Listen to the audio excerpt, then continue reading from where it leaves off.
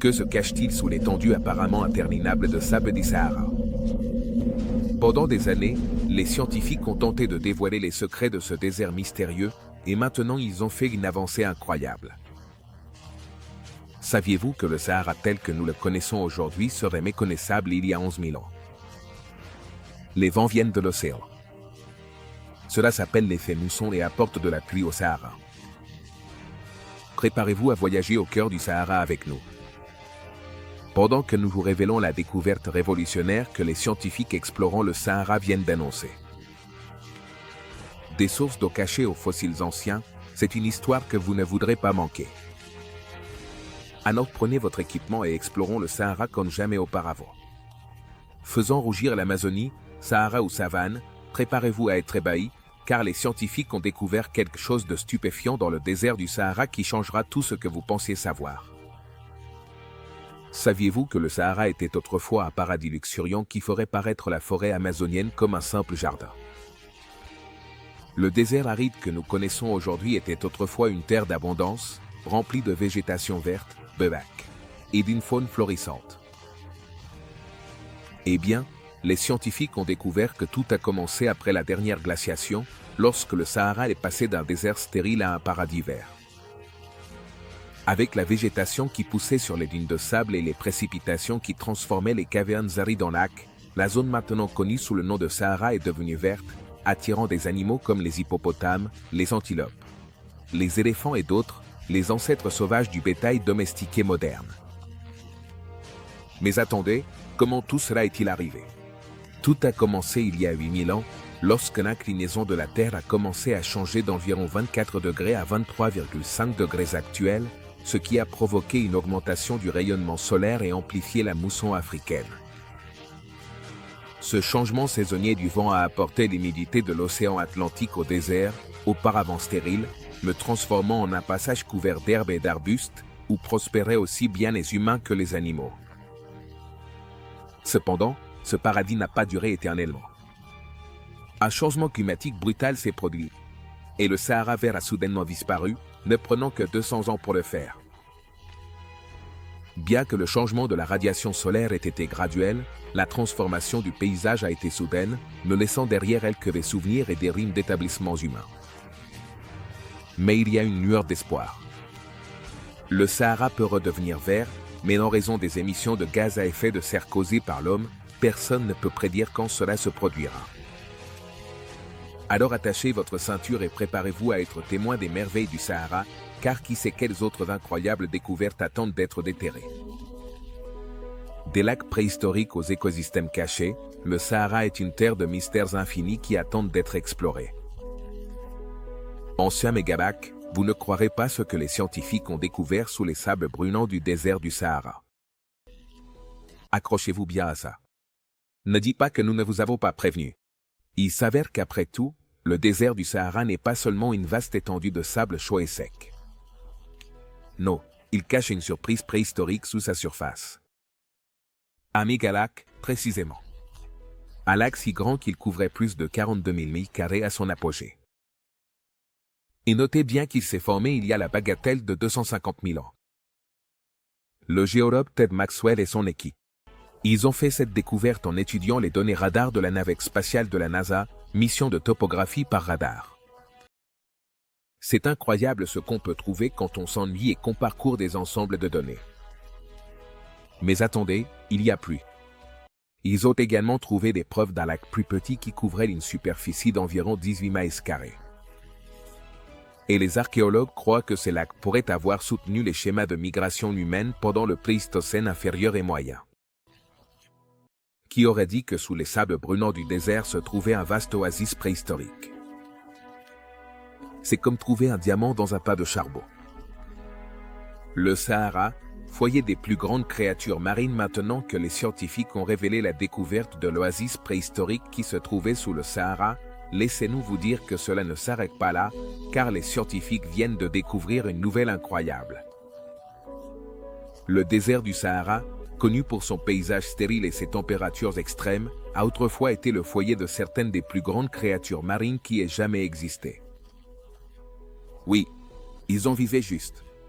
Les siluos géants et les serpents de mer étaient autrefois les rois du désert. Une étude récente a révélé que l'ancienne voie maritime transsaharienne, qui couvrait 3000 km, ce qui est aujourd'hui le désert du Sahara, débordait de vie à la fin du Crétacé et au début du Paléogène, il y a entre 100 et 50 millions d'années. La mer avait une profondeur de 50 mètres et contenait des silures de 1,6 mètres, ainsi que des serpents de mer de 12,3 mètres. Eh bien, l'Australie ne serait pas à la hauteur de cela, pour ne pas dire autre chose. Mais attendez, les choses deviennent encore plus folles. L'étude a également découvert que ces créatures marines préhistoriques faisaient l'expérience du gigantisme, un phénomène souvent observé chez les espèces vivant sur de petites îles. Comment cela a-t-il pu être possible? La mer agissait comme une île d'eau, laissant derrière elle des poches d'eau et créant de nouvelles variables qui auraient pu influencer la taille corporelle de ces créatures. La découverte de ces anciennes créatures marines éclaire également la limite KPG. L'un des principaux événements d'extinction de la Terre, qui a mis fin aux dinosaures non aviens. Cela souligne l'importance de comprendre les exemples historiques de changement climatique et de montée du niveau de la mer, car nous faisons actuellement face à un changement climatique induit par l'homme. Mais voici ce qui est vraiment surprenant. Les habitants de la région connaissaient la mer et parlaient même des coquillages qu'ils trouvaient. L'étude suggère que ces anciennes créatures marines vivaient dans un environnement luxuriant, avec des mangroves primitives et des fonds marins peu profonds, remplis de mollusques. Qui aurait cru que le Sahara, l'un des endroits les plus secs et les plus chauds de la Terre, ait été autrefois un paradis tropical rempli d'anciennes créatures marines? La science ne cesse jamais de nous étonner avec ses merveilles infinies, mais nous pouvons encore nous émerveiller devant cette incroyable découverte. Réalisée par l'équipe de recherche dirigée par la paléontologue Maureen O'Leary. Forteresses et civilisations perdues du puissant Sahara. Accrochez-vous à vos chapeaux, les amis, car nous avons une découverte plus brûlante qu'une journée torride dans le désert. Les archéologues ont déterré plus de 100 établissements fortifiés d'une civilisation perdue dans le Sahara. Et cela nous enthousiasme. Bouge, Jeu de trône, car nous avons des châteaux dans le sable de la vie réelle. Et ils sont tirés directement d'un roman d'aventure. Les forteresses appartiennent aux Garanantes, un peuple mystérieux et avancé qui a régné depuis le 2e siècle avenue Jitse. Jusqu'au VIe siècle, avenue Jitse. Nous parlons de villes fortifiées, de villages et de fermes, tous parfaitement conservés et atteignant jusqu'à 4 mètres de hauteur à certains endroits. Et écoutez ça, les Garamantes avaient même un système d'écriture. C'est ça les amis, ils n'étaient pas seulement des barbares courant dans le désert, mais attendez, il y a plus.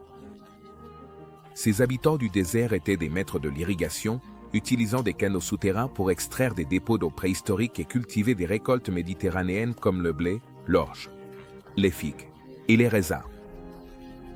Et ils ne se sont pas arrêtés là, ils cultivaient aussi le sorgho d'Afrique subsaharienne, le mil perlé et le coton. Ça, ce sont de véritables compétences agricoles. Alors, qu'est-il arrivé à ces anciens habitants? C'est la question à 1 million. Les chercheurs soupçonnent que les Garamantes ont décliné à mesure que les réserves d'eau souterraine diminuaient.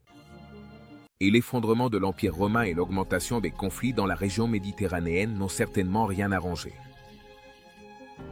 C'est un mystère de la vie réelle qui nous tient tous en haleine. Cette découverte remarquable représente un changement radical pour le service des antiquités de la Libye et offre au peuple libyen l'opportunité de se reconnecter avec son histoire longtemps réprimée. Il est temps de réécrire les livres et de donner aux Garamantes le crédit qu'ils méritent. Dans un monde où il semble que tout a déjà été découvert, les forteresses du Sahara prouvent qu'il reste encore des secrets à dévoiler. Qui sait quels autres trésors se cachent sous le sable? Nous sommes impatients de le découvrir. Dans le Sahara, on a trouvé les tombes les plus grandes et les plus anciennes de l'âge de pierre. Nous sommes sur le point de faire un voyage sauvage dans le temps vers la terre de la culture Kifa. C'est exact. Les Kifa ont existé il y a environ 10 millions d'ans dans le Sahara pendant ce que nous appelons le néolithique subpluvial. C'était une époque où le monde était jeune et la terre était imprégnée de pluie. Et très récemment, les scientifiques ont fait une nouvelle découverte étonnante en explorant le Sahara qui vous laissera bouche bée. Il s'agit des tombes du peuple Kifian, les derniers lieux de repos de ces anciens chasseurs, les témoins silencieux de leur culture et de leur mode de vie. Mais soyons sérieux un instant. En l'an 2000, des anthropologues de génie ont découvert des restes humains de cette culture sur un site connu sous le nom de Gobro, qui se trouve en plein milieu du désert de Ténéré, au Niger. C'est comme trouver une aiguille dans une botte de foin, mais ils l'ont fait quand même. Et ce qu'ils ont trouvé était un groupe de personnes qui étaient des chasseurs habiles, abattant de grands animaux de la savane avec facilité. Rien d'extraordinaire, n'est-ce pas? Ces tombes ne ressemblaient à aucune autre trouvée dans la région, et même dans d'autres parties du monde. Pour commencer, les tombes Kifian n'étaient pas de simples trous dans le sol. Elles étaient soigneusement construites, avec des couches de pierre et de rochers formant une barrière protectrice autour du défunt. Cela indique que le peuple Kifo ressentait une profonde révérence pour ses morts et croyait en garantir leur sécurité et protection, même dans l'au-delà. Mais attendez, il y a plus. On pense que ces Kifias mesuraient plus de 1,80 mètres. C'est comme un géant à cette époque. Et où vivait-il? Vous vous demanderez. Eh bien, les os de ces chasseurs grands et habiles ont été trouvés sur les rives d'un lac pendant la phase humide de l'Holocène. Oui, vous avez bien entendu. C'est à cette époque que le Sahara était humide et vert. C'est vraiment extraordinaire de penser que ces tombes ont survécu pendant des milliers d'années et que nous pouvons encore apprendre tant de choses sur le peuple Kifien grâce à elles. Alors voilà, le peuple de la culture kifienne, grand, habile, et vivant au bord d'un lac à une époque où le Sahara était un paradis luxuriant. C'est presque comme s'ils vivaient dans un monde différent. Mais, et c'est ce qui rend l'histoire si fascinante, n'est-ce pas? Nous découvrons des choses folles, sauvages et étonnantes qui se sont produites avant même que nous soyons une lueur dans les yeux de nos parents. La poussière du Sahara nourrit-elle les plantes de l'Amazonie?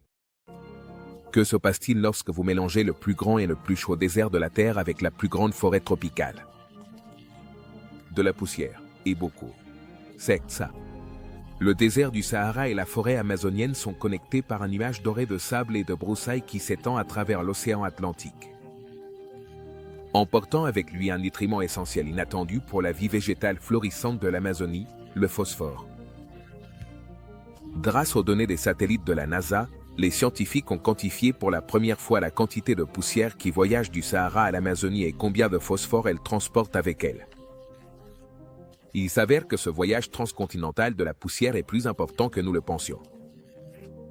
La poussière recueillie dans la dépression de Bodel, au Tchad, un ancien lit de lac chargé de phosphore, apporte environ 22 000 tonnes annuelles au bassin amazonien. C'est à peu près la même quantité qui est perdue avec les pluies et les inondations. Mais mettons cela en perspective. Le vent et le climat soulèvent en moyenne 180 millions de tonnes de poussière par an, ce qui équivaut à 700 lits semi-remorques remplis de poussière.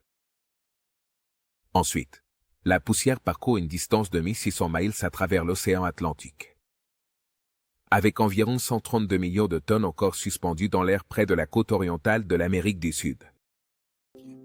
Pendant ce temps, 30 millions de tonnes se déposent à la surface au-dessus du bassin amazonien. Qui aurait cru que le Sahara et l'Amazonie étaient si interconnectés?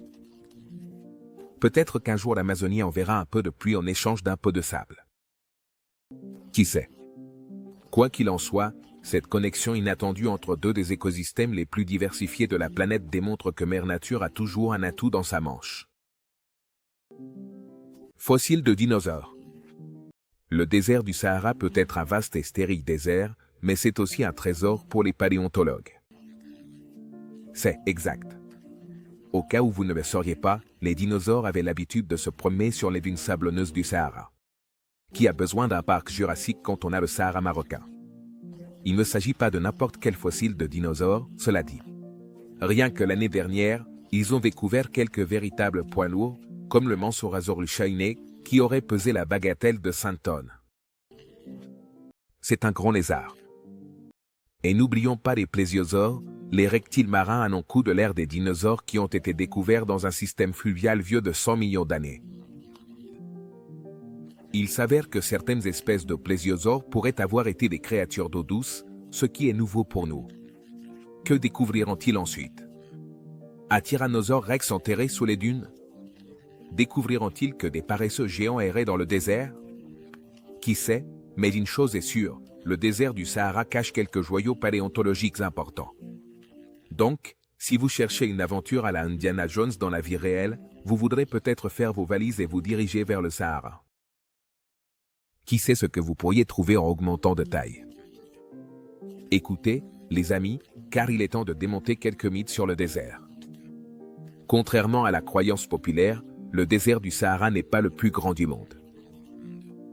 Non, ce titre revient au désert glacé de l'Antarctique et de l'Arctique. Bien sûr, le Sahara peut être le plus grand désert chaud, mais n'oublions pas la toundra glacée du Nord.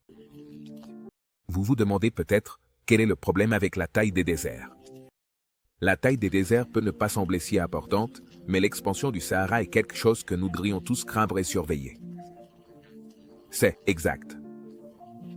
Le désert s'est étendu de presque 10% depuis 1920. Et qui est à blâmer? C'est exact. Vous l'avez deviné. Les humains et notre adorable ami. Le changement climatique. Mais ne vous inquiétez pas, il y a une lueur d'espoir parmi les dunes de sable. Les parcs éoliens et solaires apparaissent, les super-héros dont nous avons besoin pour sauver la situation. Ces sources d'énergie durable aident à combattre le changement climatique et à réduire les émissions de carbone. De plus, elles nous fournissent de l'énergie propre. Qui n'aime pas ça? Bien qu'il soit le troisième plus grand désert, le Sahara n'est pas une mince affaire.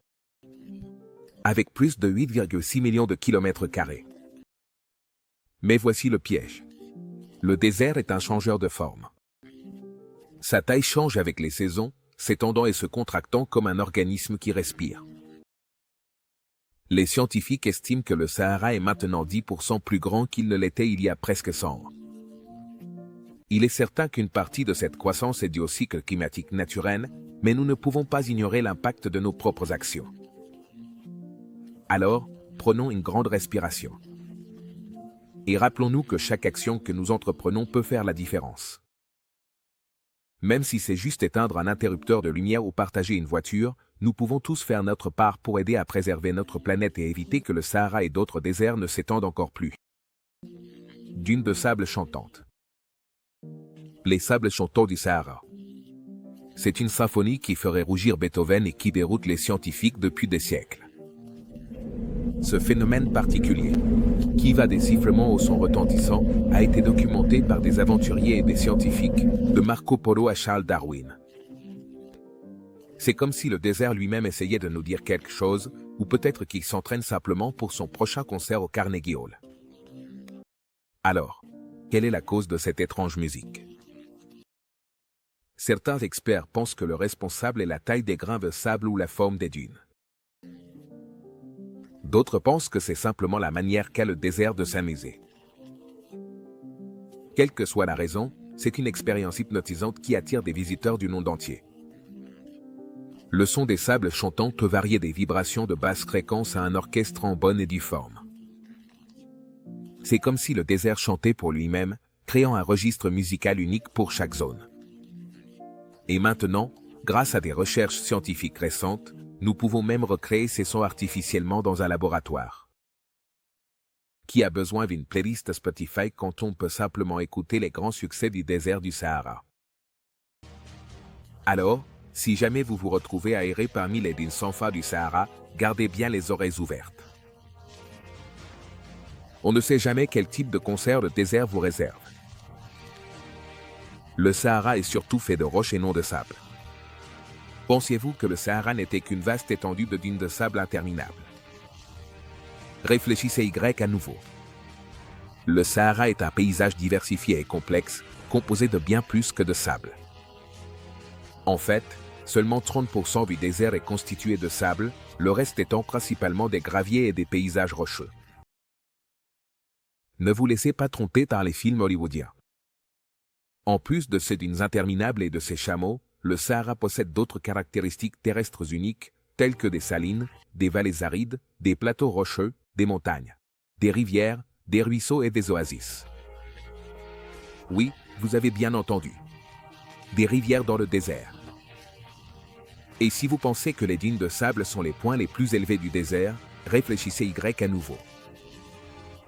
Le point le plus élevé du Sahara est un volcan éteint appelé le mont Kusi, qui s'élève à 3400 mètres. Prends ça, dune de sable. Alors, la prochaine fois que quelqu'un vous parle du Sahara, n'imaginez pas simplement une vaste mer de sable. Imaginez plutôt un paysage diversifié et impressionnant rempli de joyaux cachés et de vues à couper le souffle. Après tout, le désert garde de nombreux secrets et surprises qui attendent d'être découverts par ceux qui s'y aventurent. Météore découvert. Nous sommes prêts pour notre grande révélation. Mais l'êtes-vous? Avons-nous une découverte qui est plus ancienne que la Terre? Ou devrions-nous dire plus ancienne que la Terre elle-même? Retenez votre souffle car une météorite trouvée dans la partie algérienne du désert du Sahara a été datée à un incroyable âge de 4 milliards d'années. Ce qui la rend plus ancienne que notre propre planète. Et nous ne parlons pas de n'importe quel vieux caillou. Il s'agit d'un artefact rare provenant d'un protoplanète qui se formait lorsque le système solaire n'avait que 2 millions d'années. Mais ne laissez pas l'âge de ce mauvais garçon vous tromper. Il est aussi chaud que jamais. Le magma qui a formé cette météorite aurait atteint au moins 1200 degrés Celsius et aurait mis au moins 10 000 ans à refroidir et à se solidifier. Et juste quand vous pensiez qu'il ne pouvait pas se refroidir davantage, un jeu de mots. L'équipe derrière ces découvertes, dirigée par Jean-Alex Barrette, de l'Université de Brno-Occidental en France, suppose que ce corps astronomique aurait été détruit ou absorbé par des planètes plus grandes et rocheuses en se formant plus près du Soleil. Mais attendez, il y a encore plus. La météorite, appelée ERG, Tchéco, 2 ou EC2. Il faisait partie d'un groupe récupéré en mai 2020 près du sud de l'Algérie. Les pierres présentent une texture rugueuse et sableuse avec un mélange de tons brun et beige, accompagné de cristaux et de teintes vertes, vert jaunâtre et brun jaunâtre dispersés partout.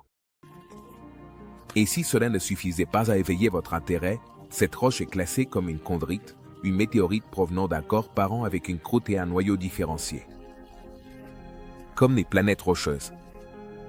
Eh bien, si vous pensiez que c'était la seule découverte passionnante dans le désert du Sahara, détrompez-vous. Des centaines de structures en pierre datant de plusieurs milliers d'années ont été découvertes dans le Sahara occidental, au Maroc, dans un territoire peu exploré par les archéologues. Ces structures sont de toutes formes et tailles, laissant les archéologues se gratter la tête quant à leur but. Accrochez-vous pour découvrir d'autres révélations stupéfiantes. À la prochaine fois.